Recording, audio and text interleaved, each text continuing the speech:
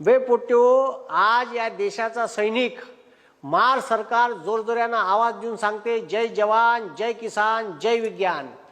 पण खरंच या देशात जय जवान जय किसानाची वाह होते का त्याच्या वाट्याला अवहेलनाच आले आहे. किसान तर फरफटत चालला, त्याच्या मालाले भाव भेटून नाही राहिले, तो आत्महत्या करून राहिला. पण एखाद्या सीमेवर एखाद्या गोरगरिबाचं पोरग या देशाची रक्षा करत असन आणि त्याच्या वाट्याले जर आंदोलन करायची पायी मुंबईला जाऊन येत असन तर याच्यापेक्षा लाजिरवाणी परिस्थिती या देशासाठी नाही. म्हणून या देशाची व्यवस्था कुठंतरी बदलवली पाहिजे असं सध्या मला वाटून राहिलं. कारण यूट्यूब पाहणारे आणि टीव्हीवर जे काही लोक न्यूज पाहून राहिले त्या साऱ्या लोकांना एक नाव माहीत पडलं असन, चंदू चव्हाण. यायचा मला 2-2.5 वर्षाच्या अगोदर 2 वर्षाच्या अगोदरच फोन आला होता का सर माझ्यासोबत अशी परिस्थिती झाली आहे. ठीक आहे, पण आता ते मुंबईला लेकराला घेऊन गेले. एक लहानसं लेकरू आहे, बायको आहे, 12 लाखाचं कर्ज आहे आणि फक्त चुकून पाकिस्तानच्या हद्दीत गेले म्हणून त्याले टॉर्चर करून कोर्ट मार्शल करून पदावरून काढण्यात आलं. त्यासाठी 4-5 कारणं दाखवले का हे न सांगता सुट्टीवर गेले, हे एक वेळा नशेत सापडले, असे अनेक कारणं देऊन त्याला पदावरून काढलं. बरं, पदावरून काढलं तर काढलं, अरे पण तो एखाद्या शेतकऱ्याचा गोरगरीब घरचा पोरगा आहे, त्याच्या हातानं चुकी झाली, सर्जिकल स्ट्राईक झालं, त्याच्या दुसऱ्या दिवशी तो चुकून पाकिस्तानच्या बॉर्डरमध्ये गेला असन किंवा असं वाटलं असन त्याला का सर्जिकल स्ट्राईक केली आपणच पाकिस्तानचं सैनिक मारून यावं. ठीक आहे, त्याले का वाटलं किंवा तो चुकून गेला. कितीतरी लोक गुन्हे करतात आणि राजकारणी लोक सर्रास त्याला पाठबळ देते. ठीक आहे, तुम्ही त्याले पाठीशी घालता, एका पाकिस्तानची हद्द चुकून क्रॉस केलेल्या सैनिकाच्या पाठीशी तुम्ही उभे राहत नाही, त्याला न्याय देत नाही. त्यानं न्याय मागायला कुठून जायचं? त्यानं कुठून कर्ज फेडायचं? त्यानं ठीक आहे बायकोले लेकराले पोसाचं कसं, पोराचं शिक्षण कसं करायचं कसं, त्याची तुम्ही पेन्शन काढून टाकली. त्याले महाराष्ट्रात नाही भारतात कोणत्याच नोकरीवर कोणीच घेऊ नाही शकत अशी नामुष्की त्याच्या पाठीवर आणली. ठीक आहे, त्याचा गुन्हा का आहे एवढं मला सांगा. तो म्हणते का पाकिस्तानातून ठीक आहे सीमा हैदर सारखी एखादी बाई 5-6 लेकरं घेऊन येते, तिले ठीक आहे पबजी का त्या कोणत्या गेमवर प्रेम होते आणि ते भारतात प्रेमाखातीर येते, तिले सरकार नागरिकत्व देते. ठीक आहे, तिले सरकार नोकरी द्यासाठी तयार आहे, पण मले काऊन नाही, मी त्या देशाची रक्षा केली, मग मी आतंकवादी होय का असा प्रश्न विचारते. कोण? चंदू चव्हाण. या देशाचा एक सामान्य सैनिक चुकून पाकिस्तानच्या हद्दीत गेला, 3 महिने 20 दिवस पाकिस्तानच्या हद्दीत राहिला.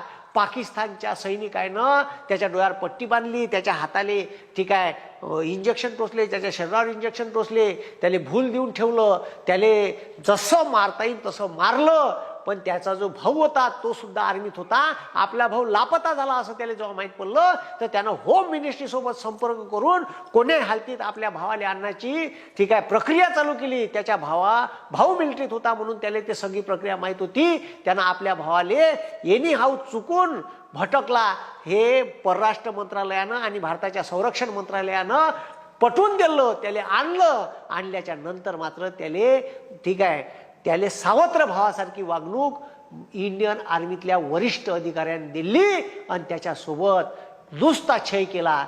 त्याले जबरदस्तीनं पदावरून काढलं, नोकरीतून काढलं आणि आता त्याले या देशात कुठंच नोकरी भेटू नाही शकत अशी त्याची अवस्था करून ठेवली आणि सोबतच त्याचं पेन्शन बी काढून घेतलं. ठीक आहे, त्याला तर आर्मीत घेत नाही पण त्याला पेन्शन देत नाही, कुठं नोकरीवर लावून घ्यायला तयार नाही, तर त्यानं जगाचं कसं, त्यानं कर्जाचे पैसे फेडायचे कसे, हा प्रश्न आहे. या भारताच्या सैनिकाले जिथं जय जवान जय किसानचा आपण नारा देतो अशा एका स्वराज्याच्या मावळ्याले, अशा एका या देशाच्या सैनिकाले न्याय या देशातल्या पंतप्रधानांनी नरेंद्र मोदी आणि या देशातल्या मुख्यमंत्र्यांनी, या महाराष्ट्राच्या मुख्यमंत्र्यांनी ठीक आहे देवेंद्र फडणवीस साहेबांनी आमच्या या गोरगरीब चंदू चव्हाण एका ठीक आहे मिलिटरी मॅनला न्याय द्यायला पाहिजे. जर असा संदेश देशात जात असेल का एखाद्या मिलिटरी मॅनले ठीक आहे तुम्ही अशी वागणूक देत आहे तर याच्यानंतर गोरगरिबाचे पोरं आर्मीमध्ये भरती होणार नाही, देशाच्या रक्षणासाठी जाणार नाही. खरंच तुम्हाला असं वाटते का ही व्यवस्था कुठंतरी बदलली पाहिजे तर याला ठीक आहे चंदू चव्हाण या सैनिकाले न्याय भेटायला पाहिजे. ठीक आहे, जर तुम्ही ठीक आहे आपलं विमान तिकडं घेऊन पडलेल्या वैमानिकाले भारतात मोठं जंगी स्वागत करून आमंत्रित करत असन, बोलावत असन, ठीक आहे. तर चुकून भटकलेल्या पाकिस्तानात गेलेल्या एखाद्या साधारण सैनिकाले तुम्ही नोकरी काऊन देत नाही, नाही का. विंग कमांडर अभिनंदन होते, त्याचं स्वागत केलंच होतं, ठीक आहे. त्याचे साधे साधे प्रश्न आहे का, त्याले जर तुम्ही हे करत आहे तर 1950च्या आर्मी ॲक्ट अंतर्गत मला पदावरून तुम्ही काढलं. हा ॲक्ट ब्रिटिशांच्या काळात आहे, भारत स्वातंत्र्य झाला, याच्यात कुठंतरी बदल करायला पाहिजे, ठीक आहे. ह्या अशा लेकराले घेऊन बिचारा सैनिक मुंबईच्या रस्त्यावर आंदोलन करत आहे. आणि ठीक आहे, म्हणजे ठीक आहे, इथं पहा, तो 29 सप्टेंबरले पाकिस्तानच्या हद्दी सर्जिकल स्ट्राईकच्या दुसऱ्या दिवशी चालला गेला, ठीक आहे. माहीत पडलं 21 जानेवारी, ठीक आहे, 2017ले 3 महिने 20 दिवस तिथं घालून त्याले पाकिस्तानच्या सैनिकांना आपल्या हवाले केलं, ठीक आहे. आणि 6 ऑक्टोबर 2021ले त्याले इंडियन आर्मीच्या पदावरून काढलं, ठीक आहे. धुळे इथला रहिवासी आहे, ठीक आहे. आता लक्ष द्या, आता ते जेव्हा सोडून आला तेव्हा त्यावेळेचे फोटो आहे, त्याच्या बोटाले पहा इंजेक्शन घेऊन टोचली आहे, ठीक आहे. जेव्हा सुटून आले तेव्हा त्याचं जंगी स्वागत केलं गावातल्या लोकांनी, कारण तो पाकिस्तानच्या हद्दीत होता.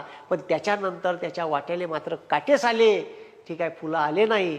आणि त्याचा संघर्षाचा प्रवास अजूनही संपलेला नाही.